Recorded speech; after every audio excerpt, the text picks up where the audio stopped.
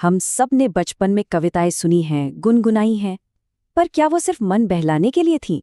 या फिर उन सीधी सादी लाइनों में कुछ गहरे सबक छिपे थे जो हमें दुनिया देखना सिखा रहे थे? आज हम हिंदी की कुछ सबसे मशहूर नर्सरी राइम्स के पीछे छिपे इन्हीं मतलबों को समझने की कोशिश करेंगे। ये लाइन सुनते ही बचपन की कोई ना कोई धुंधली सी याद तो ताजा हो ही जाती है ना। चंदा मामा दूर के, पुए पकाए बूर के। ये सिर्फ शब्द नहीं है, ये तो एक एहसास है, घर की, अपनेपन की एक याद है। पर कभी सोचा है कि ये सीधी साधी कविताएं असल में सिखा क्या रही थीं? ये सिर्फ मीठी यादें नहीं, बल्कि शायद जिंदगी के हमारे सबसे पहले सबक हैं। तो चलिए इन कविताओं की परतों को जरा हटाकर देखते हैं कि इनके अंदर असल में क्या छिपा है। अच्छा, शुरुआत करते हैं जानवरों की दुनिया से। हमारी कविताओं में जानवर सिर्फ जानवर नहीं होते, वो एक किरदार की तरह हैं, जिनसे हमें इंसानी दुनिया के तौर तरीके सिखाए जाते हैं। अब जरा इन दो किरदारों को देखिए, बंदर मामा और हाथी राजा। दोनों ही मेहमान हैं, पर दोनों की कहानी बिल्कुल अलग है। एक तरफ बंदर मामा है जो खूब सज धज कर दावत में जाते हैं, लेकिन लालच में आकर गरम गरम मिठाई खा लेते हैं और अपनी जीभ जला बैठते हैं। नतीजा पछतावा और शर्मिंदगी। वहीं दूसरी तरफ है हाथी राजा। वो भी मेहमान है, लेकिन अपनी भारी भरकम चाल में गलती से कुर्सी तोड़ देते हैं। पर उन्हें डांट नहीं पड़ती, बल्कि उस चटर पटर की आवाज को एक मजेदार किस्सा बना दिया जाता है। तो देखिए, एक कहानी हमें लालच का नतीजा सिखाती है, तो दूसरी अनजाने में हुई गलती को माफ कर देने की खूबसूरती। और जानवरों की इस दुनिया में सिर्फ इतना ही नहीं है। दो चूहे थे वाली कविता याद है? वो अपनी अकल से एक बिल्ली को कैसे बेवकूफ बना देते हैं। ये क्या सिखाता है कि भाई ताकत से बड़ी अक्ल होती है। लेकिन फिर एक और कविता है, बिल्ली मौसी, जिसमें हमें असलियत का सामना भी करना पड़ता है, जहां भूखी बिल्ली को खाने के लिए कुछ नहीं मिलता। मतलब ये कविताएं हमें होशियारी और दुनिया की सच्चाई दोनों का पाठ पढ़ाती हैं।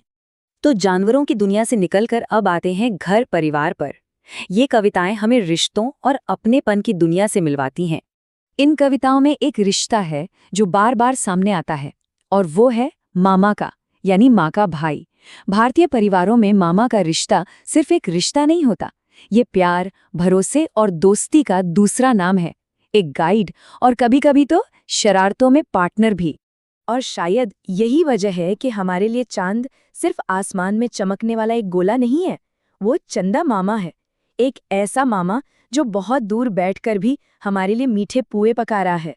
जरा सोचिए, कितनी खूबसूरती से एक खगोलीय चीज को भी अपने परिवार का हिस्सा बना दिया गया। और ऊपर पंखा चलता है, कविता तो मामा के इस किरदार को एक बिल्कुल ही अलग, सपनों जैसी दुनिया में ले जाती है। पंखे के नीचे सोते बच्चे को भूख लगती है, मूंगफली में दाना नहीं मिलता, और अचानक कोई कहता है, हम तुम्हारे मामा नहीं, अरे असली मामा तो दिल्ली गए हैं, जहां बिल्ली ने उन्हें गंजा कर दिया। ये कहानी सुनने में भले अटपटी लगे, पर ये दिखाती है कि एक बच्चे की सोच में मामा कितने गहरे बसे हुए हैं। परिवार की यही ताकत आलू कचालू बेटा में भी दिखती है। जब आलू रोता है तो उसे चुप कराने के लिए पूरा का पूरा परिवार आ जाता है। मम्मी प्यार करती हैं, पापा पैसे देते हैं और भैया लड्डू खिलाते हैं। ये कविता हमें बताती है कि एक बच्चे के पीछे उसका पूरा परिवार एक सपोर्ट सिस्टम की तरह खड़ा होता है। अब आते हैं उन कविताओं पर जो हमें खेल खेल में जिंदगी के कुछ सबसे बुनियादी, सबसे जरूरी सबक सिखा जाती हैं।